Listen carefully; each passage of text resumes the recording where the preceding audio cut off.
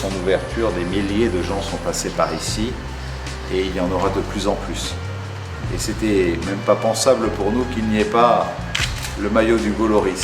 Alors double joie, double bonheur, celui d'abord bien sûr de la Coupe du Monde et puis ce match contre Châteauroux qui était ta première sélection à 18 ans en Coupe de la Ligue au sein de l'équipe qui t'a vu naître et qui t'a vu grandir, la tienne, l'OGC Nice. C'est une demande à laquelle il est difficile de refuser. Ça fait plaisir.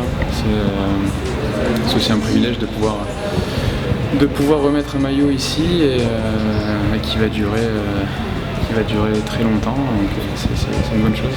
Il y a plein d'archives et on voit que le club de l'OGC Nice est chargé d'histoire et qui a un énorme vécu. On a grandi à travers cette culture niçoise et même si j'ai joué très peu d'années en professionnel, mais elles m'ont marqué et ce club, je reste très attaché à ce club, donc c'est un plaisir d'être là.